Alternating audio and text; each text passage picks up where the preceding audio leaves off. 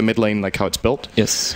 I think Shadow Fiend in this is fairly safe, and if he feels intimidated, he can just go and farm the small camp as well. He just raises out, raises that, and I don't know. To me, Pudge mid is kind of a thing of the past, because this hero does not scale well with farm, in my opinion, unless you get really farmed. It's more about getting levels, and he could... You're right, it's risky for the Shadow Fiend. To me, it comes down to Enchantress entirely. This whole game is on art style. I was going to say, what if Enchantress is going to be in the opponent jungle like we were expecting, and then she have someone to help out on the Shadow Fiend? That could provide a little bit of extra vision and kind of keep the Shadow Fiend moving all over the place. And if you can effectively zone the Shadow Fiend to one side with, you know, maybe she gets fortunate and gets like a Harpy or something like that, then it could fall right into the hook of someone like this Pudge. That's true. If they get a Harpy, Shadow Fiend actually loses this lane horribly. That's true. So, I mean, then he uses a lot of smokes even if he's behind. He uses like, you know, 3 smokes at level 7 and gets a lot of kills. So I don't think it's that big of a deal if Shadow Fiend gets that much free farm in mid. I think...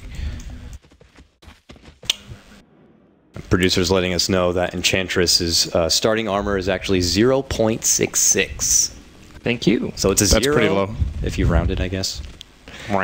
Generally to say though, it's a scary factor. You have an SF against a Pudge, and if the Pudge gets into your head, that's very scary for you. And it's Dendy. Like you can't take that out of this situation at all. Yeah, the mental aspect is really important whenever you're playing against Pudge. That he's one of those heroes that just changes the game with you can't trust your usual movement patterns and the way you read the map with the vision you have. So that is definitely true. However, one weakness of Pudge in this game compared to a lot of other games, Pudge is generally a pretty good anti-carry where you hook the carry and kill him. He can't kill PL. Doppelganger is fast enough to get away every single time you get hooked. So Navi will have to find another way of locking down the PL, and honestly, looking at the heroes, they don't really have anything. They do not. I mean, Gyrocopter is a decent answer against the PL. Damage-wise, yes. Yeah, in the mid-late game.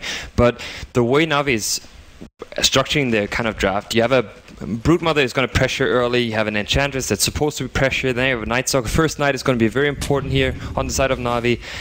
As you know, and the roaming duo of Eng, Night Stalker during the first night, how much can they get done? If the Shadow Fiend gets early portraits, I think it's going to be a lot harder for the Pudge, but it really comes down to that, how effective those ganks are going to be. Looks like Artstyle was planning on heading into the 4 Anchors territory to try to do a bit of that aggressive jungling that we were expecting, but look who's already there to welcome her. Boogie's already on the scene. So with that, Merlini, Hani, it was a pleasure having you on the panel. We'll be seeing you at probably the conclusion of the series. Actually, it's playoff time if you'd like. We would be happy to have you after each game so we can go through the rest of the draft and we can talk a bit about each game as they do go. So with that said, it will leave me over with myself, and Cinderin. Pleasure to be by your side once again, my man. Yeah, this is the first time we cast together just as a duo. Our first cast ever was like a week and a half ago at the Summit, where we had a little bit of a couch cast with me, you, and I believe Suns fan. That's correct. Was. So, yeah, I'm really looking forward to this, man. It's looking to be a really good game, as well as Enchantress Artstyle's already in trouble. They had plenty of time to think about this one. They lay out an early disruption. Man, look at the damage already come out. They can get one more. How? Goosh! They don't get the blast, but there it is. There's going to be the attack. Ooh. 4 Anchors going to be leading in with the first blood. How effective is that going to be on the game? Is that... I wouldn't say it's going to be devastating for Navi whatsoever, but now Arcel has to do that long trip back. Does he now decide to second guess going to the other side of the globe, stick with his own jungle at this point? I think this is huge because this was the whole momentum-based idea that Navi had from level 1, was that the Enchantress was going to go down and put a lot of pressure. It has now forced Navi to change their plan. They're TPing Night Stalkers at top. Enchantress has to play her own jungle. However, this also means that Brood gets a better matchup. They've swapped around, so Brood is bottom and closest top on the Gyrocopter against Axe. This Axe is going to struggle a lot. And now it's going to be the whole like cat and mouse lane game where you keep swapping around and try to catch the enemy team off guard by getting the advantage on having the better heroes in the right place at the right time. But for now, I would call this a big deal for 4ESC. Enchantress is so momentum-based. She really is, but look, Boogie trying to be there to slow that roll quite a bit. He is already leeching some of that XP, hanging out nearby.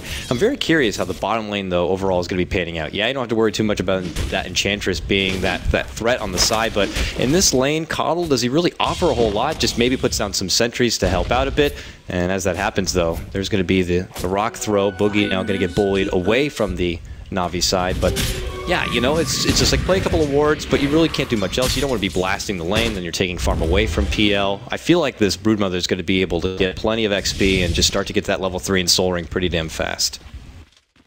And she is going to beat this lane ultimately. I think when Brutus level 5, PL is going to struggle a hell of a lot down here. I mean, you can keep giving him mana with Coddle, but you can't keep giving him health. There we go. Trixie might be in trouble. That early stun, the Shockwave, not going to be doing a whole lot. But he's able to walk on out. There's going to be the disruption regardless, as Boogie does interject, but no blood going to be shed from either side. Just a bit of a threat, but you can see it's more space for Havos to kind of do as he pleases here. Trixie is going to continue to have to kind of wait on back.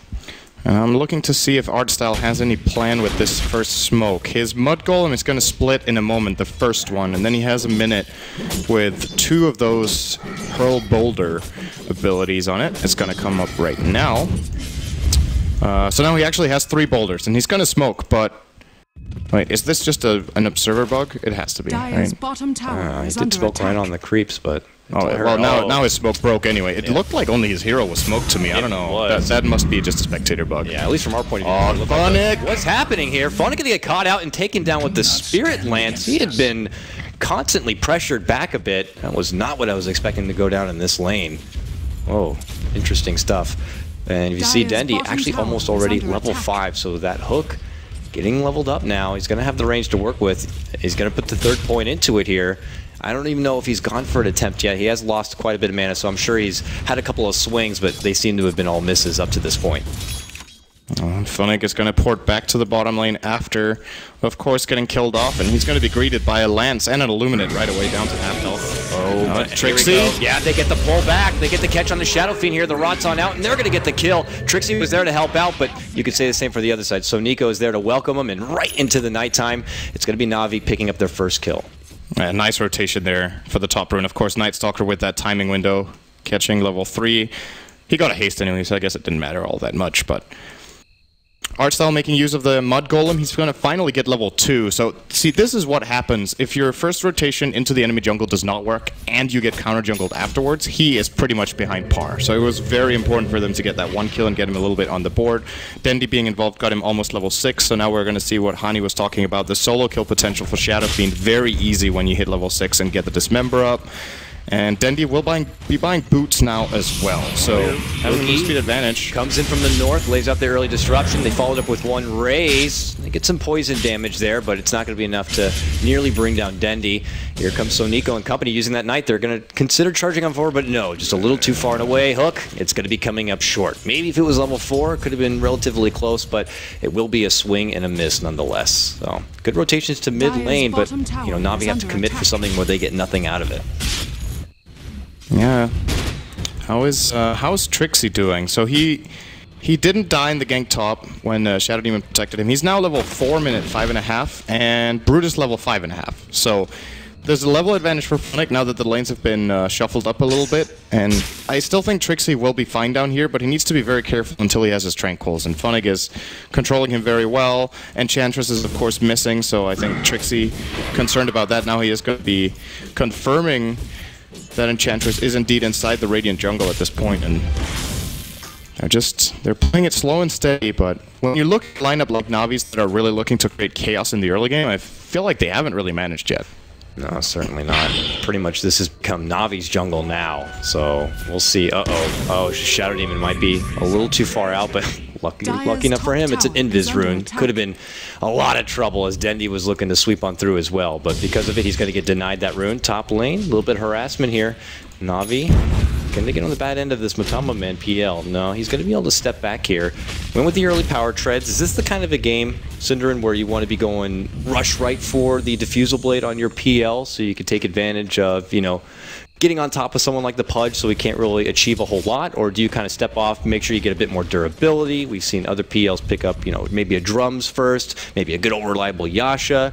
Anything in particular standing out to you as far as where this PL needs to go in this particular game? I think Manta first is really good in this game. So he can Manta out of the Night Stalker silence. He can just farm more effectively and split push a lot better, which is something Navi would like to not happen. They have split push themselves with the Brood, but their other heroes apart from Gyro really don't deal well with the PL illusions. So if he can get up to that and start farming their jungle and especially push their lane, that would be great. I think if they feel forced to fight, he should get the defusal. But if they can get away with it, like if the game stays in this pace, probably the Manta is fine as Nico. He went in way too far. He wanted to make a committed dive. They thought they were going to get something after that blast, but unfortunately they're only welcome with the call down from Havost. And with that, he's ended up, well, it's a good grab for them. They push ahead now 3-1. We see that Shadow Fiend's pretty much getting the most out of all 3 lanes. He'll grab up his power treads here. Yet to see Dendy be able to get something. He's swinging around for it. Will he get the grab? He will. Right behind. Looks like the hitbox a bit big, but now he's going to follow up with the Dismember. Will he be able to finish him off? It's going to be easy peasy. Didn't even need Sonico to really help out in there, but hey, I think he did. For Sonico and some XP. Oh, you think you... Okay, well, hold on. Now they move on in. There's good silence. Oh, he can't get away. Hook not going to be catching here. Blast will be able to hit him on the back inside. Will they finish him off? Battle Hunger will. And they're going to get that kill. Yeah, so if the Night Stalker doesn't port and void there, I think Shadow Demon catches up and actually disrupts Dendy. So they did need him, but unfortunately for them, Sonico, once again, over-aggressive a little bit. He made the mistake in the top lane before. He's making the mistake in the mid lane this time, as we do get to see the replay here. And the stat, by the way, that we didn't talk about. Dendy 26-9 on Pudge. Ridiculous win rate. That's actually insane. Yeah. So we're going to see here. He's going to dismember Nymphi. Okay, never mind. All right, production. Action could have been breaking out, so yeah, fault. But I also did notice, you were right, the Shadow Demon was right there almost as the safety net for Shadow Fiend in case something like that happens, but it was a very long pull, and because that Night Stalker was able to rotate in, they get the finishing blow, but Dendy now smoked up on the prowl. Oh, he's going to run right into Boogie here, but there is a quick disruption. Phoenix right there, but he's going to be able to make it back to safety. Will the hook be there? Oh, will not, just behind. Dendy not going to be able to catch that one. Very close. Funnick claims the bottom tower while having his hero elsewhere, pretty much next to Dendy here in the jungle. So the Spiderlings, oh man, taking care of that. Funnick will be getting a very, well, not a very fast Midas, but a fast Midas by the looks of it. As Kavolos taking tons of damage here. I don't know if they can chase him down though. Yeah, nice good Centaur blast. 4 Anchor's really doing good work here in the top lane, but yeah, on the other side, Funnick is almost doing as he pleases, as this Broodmother is just kind of claimed this whole jungle. This is my nest now, accept that. And well, with that tower down the bottom, removes that access point from 4 Anchors here, so if Trixie is caught out too far forward, he really is not going to be able to get much help here, and it looks like Dendy looking to come on in. If he gets the vision, he could dismember, but no, he anticipates that he's going to be up to the north, goes for the blind hook, but is not going to be able to get anything there. So lucky there for Trixie to me that Dendy didn't happen to go south instead. How many smokes have Navi used? They've used all 3. Oh boy, that's pretty bad news, honestly. I don't know. Is there one on the... No. They're out of smokes for a good 3 minutes, and then they'll have 1, and then they need to wait another 12. So they've used 3 smokes, they've found 2 kills. And this is a big part of Dendy's success on Pudge in general, is that he really puts smokes to good use. Not the case this game. No, certainly not. Funnick creeping on in. They're looking to play very aggressive with the lineup they got here. And now, look at this, charging up forward. Dendy runs right in, gets the easy bite, gets the kill. It's actually going to be Funnick who picks up the last hit on that one, and he's going to take this momentum right towards the mid lane, knowing he has the haste. Ooh, that hook, again, coming up just a little bit short. That was very close in the hook. That was like 100 range, I think. Would not have had the bite as a follow-up, but, you know, with the rot and, of course, the haste. Yeah, you would have definitely killed the Shadow Demon there. Without a doubt. I think there's a counterplay. Well, what's happening? You know, I'm hearing a call down. Oh, it's just the jungle, right? Yeah, so he's going to clear out some stacks here for Vost. What's his item build going to be? He has Phase and Bracer, so looking for a drum. And the Midas now comes out for Funnick. Some early stackage. You see the, Midas now done here. Is this going to be one of those kind of Necrobook games? Getting up an early Orchid could be a bit devastating to the PL, unless, you know, PL does manage to throw together that Manta, but can be very nicely utilized. Someone like Howard will need to watch out. Already he's trying to keep his weight away, but look at this. He was able to get the snag, it looks like, and they take Trixie down again. This Axe is being punished over and over again. His jungle had been taken away. He had to rotate lanes. This seems to be quite the struggle for Trixie. Yeah, they're really shutting down that jungle nicely. The question is if 4ASC should be trying to contest it and get it back, or if Trixie should just play in the enemy jungle. He's willingly going into his own jungle all the time when it's under control, and that obviously means, well, if the Pudge and the Brood are hanging out down there, he could probably look to farm the camps in the top, and maybe he will now that this tier 1 is gone. Enchantress it opens has up been an access path. Enchantress continues to kind of hang around that Navi jungle, so if she can't really kill an X though. I know, but yeah, if there's a rotation, they would be able to scout him out, know exactly what's going on, and one quick rotation or a running in Pudge. Oh, so Nico, natural nighttime kicks in. Yep. Good for them. Feels like Navi have a good momentum this game, even though the kill score is only 4-4. But at the same moment, PL finding a lot of fun for himself. Back up bottom lane, there's going to be the call down Trixie. Able to sidestep it here, but Black Ant hitting a bit. Oh, big rocket barrage does some serious work, but he is able to get off the call. So getting that extra bit of an armor boost helps out. Looks like the rotation TP will be canceled as they deem it not worthy here. But here comes Dendy creeping on in. Suddenly a boogie appears. They drop a ward, but immediately a sentry thereafter. And now it's Dendy who might be in trouble. PL trying to block him maybe out on the front. Gets the block, tries to go instead for the TP, but it's going to get canceled from the disruption. Look at the timeout. The blast is the follow-up, and they'll get the kill. Dendy, being a bit too adventurous there, runs into trouble and will go down. I think that is the fastest counter ward in history. He actually, he had no idea. He didn't even see Dendy yet when he planted it. They just planted them simultaneously, and that really sucks for Dendy. He had a killing spree that goes the way of the Coddle. He gets counter-warded immediately, and of course, Dendy would love to play this nighttime with vision. It's when he has the most ganking potential. Let's see how fast it was. Warding replay. That game sense. Bang! 50 gold. Easy. See, oh wait, oh really? It was a great block though too as well. This is a very good doppelganger play by Matumba. Yep. And an adventurous kind of a TP, but obviously going to be canceled disruption. So Nico knows there's nothing he can really do about it. They had 4 participating for that kill too. So a lot of attention towards that top lane. And look at this, after Funnick claims that tier 1 bottom lane and a good portion of the jungle, he's actually going to take himself to the top lane now.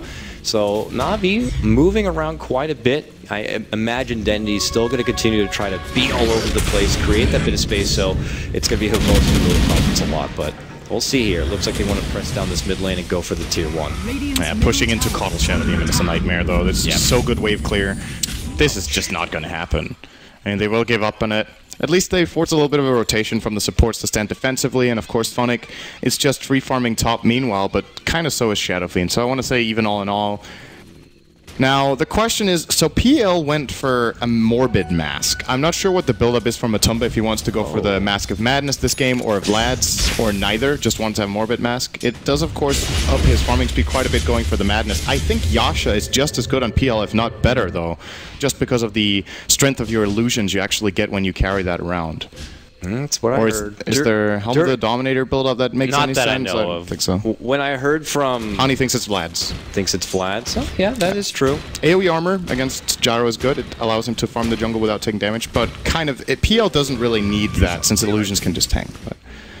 I believe it was a certain Banana Slam jam I know during the Red Bull Battlegrounds that when he plays PL, which he does like to play frequently, has occasionally from time to time gone for Mask of Madness. Not his most optimal build, but he feels like it is a farming accelerator. But I'm with you. I feel like Vlad's going to benefit a lot. But here we go. They're going to look to move in. This is going to be their time. Out with the Requiem. Denny's in a bit of trouble, trying to go yet again on another Pudge adventure, but he's going to be coming up short instead, handing over a kill. This time it's going to be to the Shadow Fiend top lane, though. At that same moment, they're making it go to the Matumba Man. They're going to be able to bring him down, but here comes Trixie. Gets off a nice call onto 2, but they're not going to be able to finish anyone off, it looks like. They're going to charge on 4. They got the poison. They got the battle hunger. Is it enough to wither down the Sonika? Well, meanwhile, you're going to see Funnick zoning back the Shadow Demon here. Trixie looking to finish what he started. It looks like he is going to be able to get it, but look at that. Oh, he's so close to going down. And the blast, they get him right on the back end of it. Oh, blinding light trying to get him back and closer to the laning setup, but Funnick will withstand. Ends up being a 2-for-1 trade, but 4Anchors do lose their PL. That's a key kill. And Broodmother getting it isn't bad either. That just means Funnick will take over the CS or the net worth lead, I believe. Yes, he is 600 ahead of the Shadow Fiend. Of course, the Midas build-up helping him out quite a bit, and Brood is a hero that kind of needs to play from ahead in order to, at least if you want to play it carry style.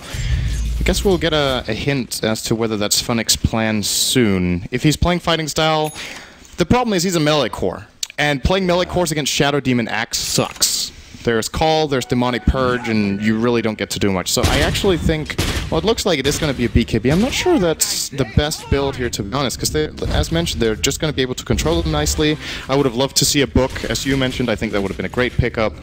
Just play more of a split push and aggressive role in that sense, but looks like it's more of a fighting spike. Good Centaur Stomp from Art Style. Well, Dendy could try for this hook on Volix, but I think they're scared of the follow-up as Ross doesn't care at least. Right into a Rocket Barrage. The call that's going to be there. Metalman's going to eat it. Oh, the snag is going to be catching onto Trixie, a big meaty target, but because of that isolation, they do quickly bring him down. Now it's Navi charging on forward. Looking here if they can get Metalman. They're dropping down the sentries to see if they can finish him off. He gets a good distance. Doppelganger to step away from the harassment, and it looks like they're going to get close enough to the tower that Navi are going to second get it before overcommitting, but what a beautiful hook from the north side. They're going to get the grab. NAVI in big trouble here, and he is going to end up going down. Good snag from Funnick, catching him out with that nuke. Ends up being a two-man drop. Navi lose no one for this, and this is exactly what they needed. Seemed a bit wishy-washy for Navi up to that point. We saw 2-3 different times where Dending was trying to kind of dive on forward, looking for his own bit of a pick, and ended up getting taken down himself. But this time, it turns out very well. Radiant's bottom tower is under attack. Yeah, this is the opening, so we see the call down here from Hwost, not really catching that much. This hook is what's important. Trixie walking in and taking that, I don't think that was the intention. No. Ideally, if you get anyone hooked, it's the PL, or you just let PL just look at the hook and then you doppelganger right when it's about to hit you. But instead, losing Axe right at the start of the fight gives Navi a big advantage. Great Illuminate here is not going to be enough. And Navi, the hook from Dendy from above here, they had no idea he moved up here. Using the homing missile is set up very nicely. Exactly. That was just almost too convenient right there because of it. And he thinks he's almost going to get away, but that was one of the longest range-looking Broodmother nukes I've ever seen. And because of it, they get that precious Shadow Fiend down. So a big grab for them. You now see both Funnick and Hwost taking over the top of the net worth here. And it's just looking like a really good pace for them. And I imagine it's getting pretty dang close to that nighttime here. We'll see if they're going to decide to use it to get pretty dang aggressive. We look over to Trixie. He decided to go with that Vanguard first. Trying to build together. He's getting pretty close to his Blink Dagger here. Could you imagine being in his position? You see that coming your way and it's like, please, please, no! And he's able to make it out. If he was to go down there, it would have put him off even longer from that Blink Dagger. And, what was that? Just intuition just happens to backstep it away from the hook. Oh, very unfortunate for Dendy to not catch that one. And that was a smoke. So that's Navi's last smoke for the next 6 minutes. I want to mention that Hwost didn't finish the drum, by the way. He went Bracer and now going into Sanj and Yasha for his mid-game build-up here. Should be able to finish it off at about minute 20, which is a decent timing for an SNY. Not the best, not the worst, just pretty good. And what else are we looking at for Navi? The Pudge, 2.1k gold on Dendy. I think I guess it's Blink. I mean, if he was contemplating whether it's Blink or Force, you generally make your decision when you're like, okay, now I have 1,000 gold. If I want my Force, I start buying it up just to not lose gold in case I die. And yeah, that is definitely going to help them a lot. It's going to make it way easier for him to catch, especially the Axe, who seems to have been the priority target so far. And even especially when Axe gets the Blink, if you can get the jump, you secure that there's no counter-initiate to your team fight when you engage. Yeah, whether it's a blinking quick rot to prevent something like a blink coming up from the Axe, just an instant dismember to guarantee the lockdown, or of course increasing that precious range of the hook. It's all wonderful. So notice that the Coddle, no early investment into the Mana Leak whatsoever, went with the 4-0-4 build-up. He is getting pretty dang close though to an Agnum Scepter. Going a bit greedy in this game, but I guess it's not too hard to farm up on a Coddle as long as you find that opportunity to get that kind of a farm. But really, how effective is the Coddle Agnum's going to be in this game with that darkness coming out from the Night Stalker? Night Stalker nowhere near his Agnums. I don't even think he's gotten one component towards it yet. No, he went for the Midas, so Saniko is looking to get an impact in the mid-late game. I think it's the right choice as well. With how the early game went, he needs a way to become relevant later on. Especially considering both Enchantress and Pudge generally fall off. Of course, Enchantress, now that Impetus does hit through BKB, can be more relevant, but it's still not the best mid-late gamer as a support. And you even have a Pudge as a core role, so it doesn't scale that well. So now we need to compensate. They are going to get Roshan here by the looks of it, so that's definitely going to help them quite a bit. Maybe look to siege a tower with this Aegis. They've only claimed one tower minute 21 with an Enchantress Brood lineup. That's a rare sight. Yeah, as far as he got two. One thing I was going to ask is just based on the lineups on paper here, is it more for Navi to try to get a lot done and kind of get this game to a close earlier? When you look over at 4 Anchors, they got both the benefit of a PL plus the Shadow Fiend. I feel like they could be a big problem into the later portion of this game. So just based on the aggression that's been coming up from Navi, is it that kind of pressure because they don't want to risk taking this game too long? They have yet to kind of take as many objectives as you would suspect, like you were saying. I don't know, actually. I feel like if we just flat out play for late game with these Midases, they're probably just going to get overpowered in the late game. Axe is such a good late gamer, like you said, both Shadowfiend and PL. Sure, they're behind the Brood and Gyro and Farm, but I feel like just Brood, even if Brood is ahead by, let's say most heroes are 20k net worth in the game and Brood is 25, it still doesn't seem to have the same impact as other cores. So game plan-wise, I think 4ASC are happy with how it's going now, and let's not forget the wild card, Keeper of the Light. Late game, Blinding Light is an absolute godlike ability with very low cooldown, and of course the miss chance is absolutely huge. He's gonna. Speaking of him, he is gonna get absolutely eaten by Dendy. Yes. Yeah. Got the Mono Leak off though. This should be a stun. They might be able to get it. No, they perched the Night Stalker instead, and Funnick comes in. There he goes, the big golden spider looking to charge down and chomp away at Trixie here. Obviously, no kill opportunity going to be there. Oh, they try to dish out the dust, but it looks like it is going to be coming up a bit short. Funnick's going to make his way over the mountain and out from trouble. But yeah, I have to agree, because the other thing that could be very nice for 4 Anchors is even if they do, start losing their towers, they're restricted inside their base. I feel like they have pretty solid high ground defense, and Navi maybe not so good sieging capability to go up into the high ground. You're going into a Coddle Blast. You risk getting jumped on from the Axe in the back lines with Spider and Bell out there. Uh-oh, nice setup. Lincoln Hook. They're going to get the quick snag on a Shadow Demon here, so Nika getting a bit of damage with Trixie. Jumping in from behind here, but he's eating a wealth of damage coming out from both. He's going to go down. Timed Requiem, though, on the return. Can they follow it up? Big blast from Coddle. They're going to get Hivos down, but that's just his Aegis. Now 4 Anchors need to disperse. Or do they? Matama Man comes on forward, dishes out the Spirit Lance. Blinding Light actually pushes him a little further away. Tried to step in for a Mana Leak, I suppose, but you get the hell off my lawn. And it will step them back. But yeah, it's going to be difficult, I feel, to kind of break the tough shell of the 4 Anchors baseline. So Navi need to count on making sure they either get picks, if Dendy has to go fishing to kind of set up one of those picks, and then they can kind of maybe advance on forward with just an advantage in numbers. I definitely agree. The high ground siege is going to be the tricky part for Navi, no matter how this goes in the next 5 to 10 minutes. Even if they try for a 4-1 where Brood pushes one lane and they have 4 in the other lane, there are multiple heroes that stand well against the Brood Spiderlings. Both the Axe can deal with them, the Shadowfiend can deal with them, and the Coddle. So you have multiple ways of moving around and setting up for your fight the way you desire. As Trixie bottom lane looking for Brood, does not find him. Finds a couple of Spiderlings, not what he was looking for. Funnick just, hey, watch your step there. They're looking for it, even in a blind grab. But oh, Dendy, they get the jump in. Guaranteed bite is going to be there, followed by the nuke, but the mech was there from the Shadowfiend. Now they're going to dish out the Razors. Are they going to be able to bring down Dendy? They will. The disruption, the fly out, a self-destruction. Can they still finish him off? They can, but it's still a better trade for 4 Anchors. It would be so much better if they could get this pesky Funnick Broodmother. Can they grab it? They certainly can. Coddle got the kill. That's Ags. It is an Ags, and I can tell you firsthand, when you get an Ags, it's like he becomes a whole new hero at that point. Guaranteed to always have that blinding light up and at the ready. You get that taxi service, constant recall, so that means if you're trying to make an advancement on forward and you're like, oh, I'm very, low on mana and HP, an easy TP back to the base and bring back into the battlefield guarantees that your cores can farm on those side lanes and they can always be there when a fight does break out. It's a huge grab, and obviously he can safely put out those Illuminates without risking his own. Now, there's actually one thing we haven't talked about in this game. I was about to say this is a really good time to get the Axe because daytime just started, but guess who's on the other side? Night Stalker. So whenever Navi want to take a team fight, they need to have either natural nighttime or darkness ready. Then Coddle can never benefit from the heal of his Illuminate, which is a huge part of the Aghanim Scepter upgrade. It is a 500 heal if it's channeled fully to everyone. It's basically a double mech apart from the armor on a 10-second cooldown, which is absolutely ridiculous, but might not be able to use it in this game, Valix. So perhaps he needs to either, I don't know, do they have a mech on their team? They have it on Shadowfiend, obviously, what am I talking about, but yeah.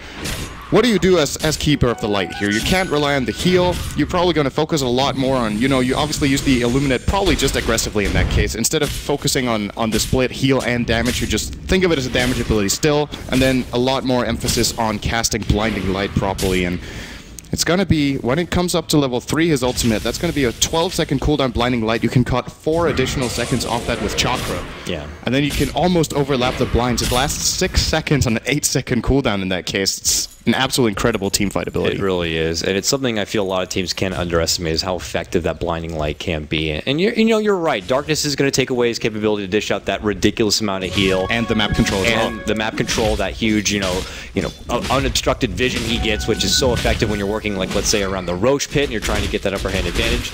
Luckily, though, it doesn't, just remove his spirit form. He still has access to that Blinding Light, to that kind of recall capability. So you still get a lot out of it, but yeah, certainly as the game goes on, he is not going to be able to get the full benefit of that Agnum. So we'll have to see where he decides to build on top of that from here on out. Funnick will be buying a Maelstrom. I have this feeling that he does really not want to buy this item, but they need a solution to PL in addition to Gyro. We're going to reach a position in this game where if Gyro gets jumped on in a team fight, Navi actually have a 0% chance of winning a team fight if they don't have anything else against him. But Funnick might live here. He's getting locked in place, Just kidding. though. Yeah. Oh, got a heal up. Okay. No, that took a lot more sweat than anticipating. But yeah, good snag there from Denny. Gets the pullback onto Trixie. They're going to be able to finish him off. And now that everything has been expended for that Funnick kill, it's going to be Navi who press on forward and take advantage of what 4Anchors don't have for this second winded fight. And because of it, they're going to get the snag. And that means it's a 2-for-1 trade. They do lose their Brood, but they get Trixie down in exchange with an additional little support. Good grab. Meanwhile, Matumba is split pushing top, and we're of course going to start seeing 4ASC making more use of recall and just trying to move this PL around the map and be super annoying. He's keeping the Morbid Mask as just a reliable bit of leech, and now he's stepping forward for the ulti orb. So Scotty, I imagine, is going to be the stats. Do you think it's Scotty? I think Manta is still worth it, honestly. I still think that's the best choice. I've seen other PLs go for just Diffusal into Scotty. It just there's too much merit for me in Mantis down this year, and I generally find myself disagreeing with players that don't get it at all in PL or don't get it as like the first or second core item. It is just absolutely incredible with his kit. So maybe he just needs the extra bit of life and holds the reliable ulti orb instead of just stepping up first for the Yasha instead. I think so. Okay, fair enough, fair enough. We'll see soon, yeah. Yeah, the Manta, as you were talking about before, does benefit a lot in this kind of game when you got that Night Stalker Silence coming out and all the slows they already dish on that kind of a team. Could help mitigate the rocket barrage damage. There's a lot of little things there. So yeah, the alternative way of looking at it is, well, what's my biggest opponent? Gyro. How do I counter Gyro? I get armor and health, and then Scotty is a better choice than the Manta, which is good for split pushing as we talked about, and for disjoining, but doesn't really give you much bang for your buck as far as tankiness goes. So if he is strictly looking to counter Gyro, I think Scotty is the best item, but there are other enemies in the game than just him. Is there?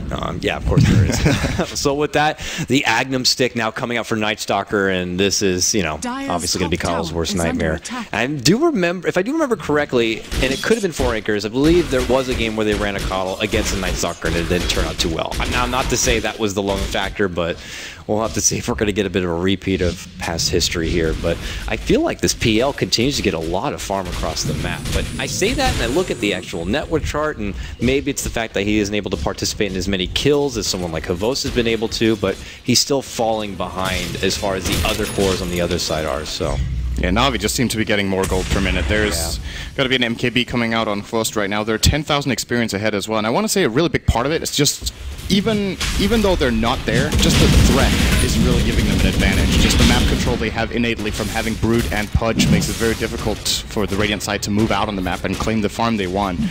And speaking of map control, they're looking to get a free Roshan as well.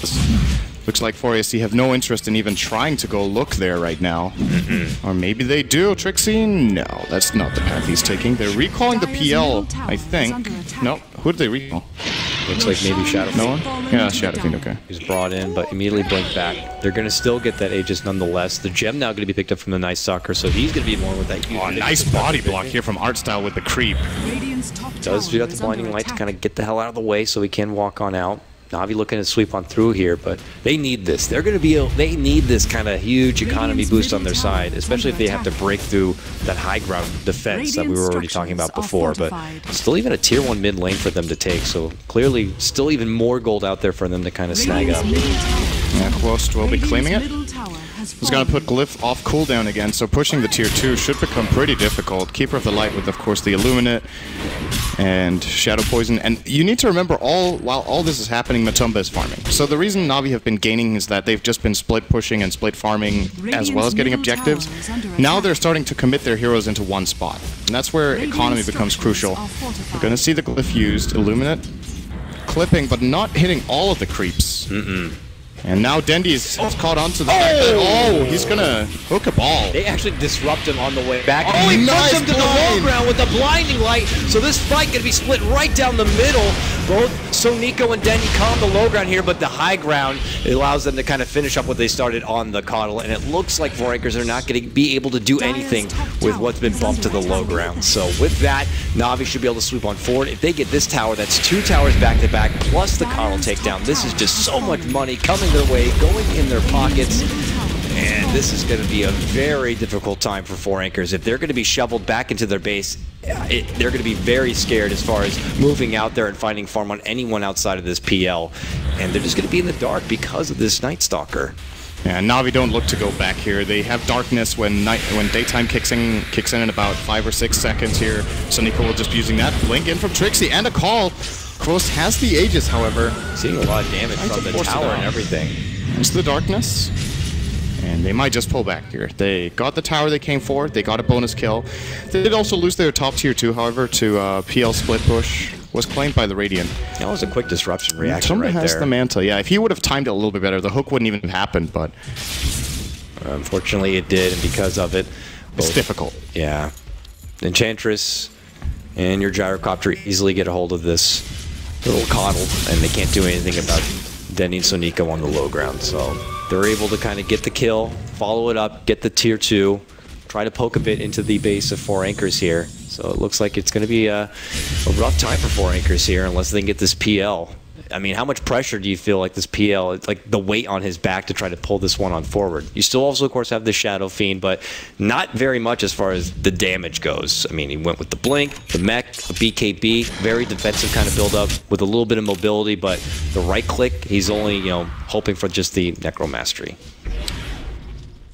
How much weight is on PL's shoulders? Quite a lot right now, to be honest. He did go for the Manta build into Diffusal too, so he's definitely, as far as fighting potential goes, if the Flak Cannon is down, he can deal. So we'll definitely be able to, like, I still feel like the gold is a little bit deceptive when it comes to an actual team fight where even the 10k deficit and 12k deficit on XP all comes down to whether Quost gets to play his hero well in the fight, gets to get maximum impact out of the Flak Cannon.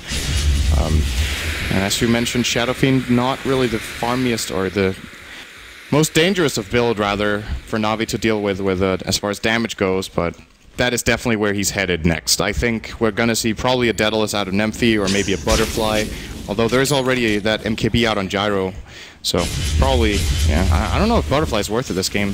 MKB is such a good item against the Radiant lineup. 2 natural Butterfly carriers and Shadow Fiend and PL, and of course the Blinding Light. Yep. And Gyro doesn't care. PL going to get spotted. 2 armies against each other. One of them's just waiting. It does feel like coming into this draft, you know, Navi were prepared. They expected if something like 4acres were going to go for something they'd gone for multiple times in the opening of a Coddle PL. It wasn't that much hesitation to follow up with the Night Stalker, and they just anticipated what was to come and grabbing and itemizing appropriately, like you already talked about. Getting something like your MKB renders a lot of the potential for 4acres. I don't want to say useless, but it's going to seem like their options become a lot more limited. Funnick did finish out that Mjolnir build up here on your Broodmother. Don't see that a whole lot often, but will help obviously with his own bit of pushing capability. This is just going to be very, very interesting. Navi have not even taken this top tier 1 yet. They're going to be able to grab it, and it looks like they'll just continue to kind of take more map dominance while they can. Top tower has fallen. And it looks like Dendy, he got the Yules, by the way, and obviously for people who didn't already know, you get the setup with the Yules. Still means you can hook them out while they're in Yules.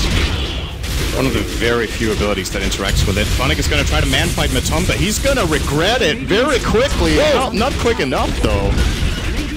Yeah, PL is damn deceptive in that way. All right, that was not the play for Funnick. Now Navi might actually be a little bit hesitant top because, well, what if they just recall the PL up there and try to take the fight?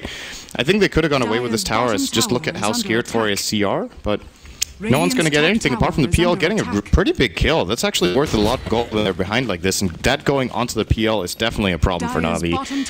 How much does it say? 900 kill gold for that. Does Funnick have a streak, or is that just... I think what it shows in chat is the actual gain, right? So he gained 900 and Funnick lost. Let's just see how fast the Spider went down. Tried to man fight here, even with Mjolnir on himself. Doesn't. I mean, yeah, it will trigger a lot with all these illusions swarming you, but clearly not enough. It was just so much going on. You couldn't even see Funnick amongst the mist of death right there. And I don't think he's going to look to make that kind of mistake twice. You got to make sure you are well and prepared You were talking about it a bit before. With the Manta and in addition to the Diffusal, he can dish out a big punch. Those are just illusions right there, and they get a good quarter of the life off of even the Havos Gyrocopter. Gonna recall the PL. Homing missile still gonna follow him, so Quost will gain a little more intel here. You're gonna see Boogie, I think, as he is gonna disjoint that with Doppelganger. Good snag. Now, what about the effectiveness of Dendi as the game does go later? Does it get to a point where he's pretty much just the one to try to get the fight set up? If he's able to get that one quick pick, his lockdown factor is respectable, but if he's in the middle of a fight trying to dish out, you know, his dismember and locking someone down, if it's not the PL, then he risks putting himself out there to the point where he will be badly beaten. Or is it more of when they're able to get to the base of 4 anchors, you just look for him to try to be the fisherman? Yeah, I think so. He's going to be the fisherman, and he's going to be an aura carrier. After this BKB, it looks like he's building just so he has some sort of sustainability in the fights against the PL, Shadow Fiend, and of course, all of the magical damage really that comes out of 4ESC. I'm imagining something like a Vlad's AC build could be great on the Pudge. Going late game, I like to talk about it. Having AoE armor is really almost an integral part of every single late game lineup that you can get into. And Dendi seems like a natural carrier, because what else would you get on the Pudge? You can get an Axe, and it's great if you get to dismember a key target, but against PL, it's not really realistic. It could be nice against Axe, to be fair. If he manages to fish out the Axe and eat him, that's huge. That is kind of situational, but could work. Or maybe something like a Hex, just so he's a utility for his team as well. Wow. What about even adding more into the aura part of that aspect? Shivas, if he's able to get maybe an AC, let's say. Shivas could be good as well. It would not be too bad. Great against PL. Yeah. AoE slow from the just the passive part, slowing attack speed. Yeah, works good. PL and even Shadow Fiend there. So with that, Shadow Fiend, he's starting to inch towards that damage department. Gets that Yasha as we see, but gonna need a whole lot more on top of that.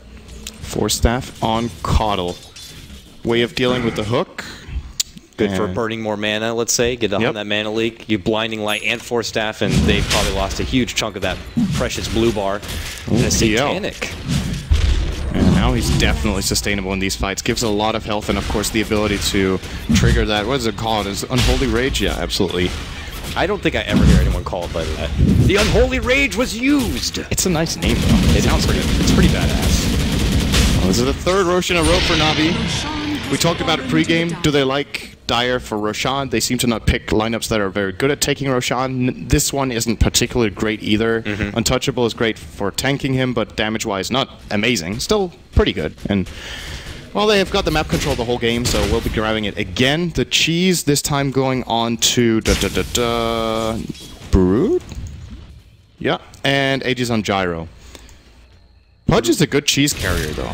I wouldn't mind seeing Dendi getting it over Funnick, since he can really benefit a lot from the heal. Is it in the aspect that he can kind of jump it, throwing himself out there, get off a big bite? He'll eat a bit of damage, but he's able to step away. He could just kind of eat the cheese and re-engage. He just has a very high health pool, so he can get the full effect out of the 2500 healing, but Funnick actually has a lot of health, too. He has more than I thought he did. 1900 sitting on the Broodmother, so he's a good choice as well. We saw it. Well, it's time for Navi to go for the push. We'll see. We almost got the tower. Yeah. Is the high ground defense strong enough here with the Shadow Demon continuing dishing out maybe the poison, the Illuminates as we already saw, flying on out? We'll see if Navi are going to be able to kind of crack the 4 Anchors code here and make their way into the base. It's going to be no pipe on Navi. Very good item against the Call when it comes to sieging. Maybe Dendi should have considered that over Yules, actually. Yeah, there's the darkness, right, as daytime does come out, and because of that, they'll get that unobstructed vision. They will be able to easily get the intel seeing over the base wall what 4 Anchors are exactly doing, but they're corralled like sheep at this point, and it's not going to be easy for them to come out. We'll have to see. If Navi do overextend, could be one stepping stone for 4 Anchors to try to run themselves right back into this game. And there we go. There's the jump. They're going to be able to get the tier 3. He gets the call and force back so he can try to draw Havos deeper inside the base if possible. He gets mana leak, so as he does run out, he loses all that precious mana, and he's going to get finished off. So the Aegis is going to be down. Now the Yules. Oh! They catch Trixie, maybe even bodyguarding that hook right there. He is going to get caught with Dismember, but the disruption does come out. Big Requiem to fly, but Havos taking so much damage! Ooh, he is very low, but he is on the retreat to step away. They're going to end up bringing down the Enchantress. Looks like Dendi could be going down next. The this is Matumbaman's time. He charges up forward, can they finish up? They can get Dandy before he's TPing away, make it a double kill as they get Funnick, and now they're going to grab Sonico. This is the defense that 4Anchors asked for. What happened with Havos there at the end? He was eating so much of the damage. He was walking on out. Obviously his Aegis was brought down there with the jump and raise plus the Illuminate, but I wasn't expecting him to just get so much. He was punished. That was the flat cannon timing window. I think he had used his flat cannon already. It was on cooldown, and there were 3 or 4 PL illusions running him down, and no one from Navi can help him. That's the problem that I talked about earlier, where, well, when flat cannon is down, if PL manages to stay healthy throughout all of that and just get one good doppelganger off and just send those illusions, or even the Manta illusion onto Voss, he is going to have a problem, and he really tanked a hell of a lot there. That's a big hold for 4Anchors. They get what looks to be 6,000 or 7,000 experience and a couple thousand gold with this tier 2, as well as the split push top from Matumba. Man, he's going to get another big item for the next fight, probably. I mean, Havos, it was pretty much like a Spirit Lance and just some harassment from Matumba that brought him so low. I love the blink block of the hook coming out from Trixie, and because he got the disruption save, the Dismember didn't even do a whole lot. So at that point, after Pudge commits out his hook and his Dismember, he doesn't really offer a whole lot except walking around and, well, farting all over the places with his rod. So it's kind of easy to just take advantage of him at that point. And yeah, maybe between the flat cannon timing and Funnick not being able to utilize a whole lot, it got a bit flustered for him. Havos was forced to retreat as he was just already so badly beaten, and that turned out very, very nice for 4Anchors. Havos, speaking of him, he grabs his next item, the Satanic. Now, what's scary about playing against illusion-based carries with Satanic is that you can't lifesteal off of illusions. So if he pops Satanic and he doesn't find the right target when he does that, it's actually going to be useless. So he needs to be very careful, either knowing where the right PL is and knowing that he doesn't have Doppelganger ready, because then he basically wastes the duration of the Unholy Rage, or simply just having another target to hit. And it is a core item on Gyro in general, but he needs it. He really does need it, but it's difficult to play.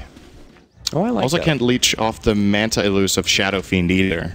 So he can, if he gets confused in the fight, that item's not going to be worth so much. We'll see. Art style? That is not a raise. No, that's a raise. But those are raises right there. So he ends up getting a little bit of venison with that one. Uh-oh. Call down to come out. Uh-oh. Havos, that wasn't your time to fight! And the hook is just the carcass of the dead body of a... Oh, no. With that, they're going to lose too. And with tier 2 dropping, 4Anchors... Seems like this is their time. Cinderin has to buyback. They can triple Rex in 80 seconds. There's the buyback from the Gyro. And I think we saw it there. He used Satanic. He couldn't find the right target. He healed nothing that whole fight. I'm pretty sure. Last flying in. They're going to be able to get that D-ward. Maybe a bit ambitious with putting down the Hob so early, hoping that they could guarantee at least a tier 3 drop, but that's not the case. Dendy able to finish out the BKB. He'd been working on that for quite a while. Finally able to grab it.